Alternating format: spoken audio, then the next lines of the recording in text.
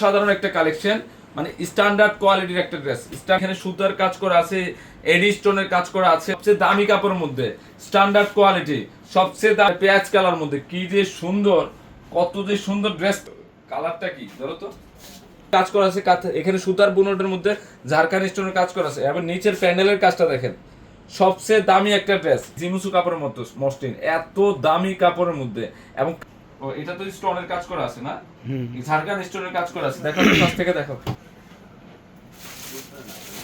এই যে কালার, মানে এত সুন্দর ড্রেসটা।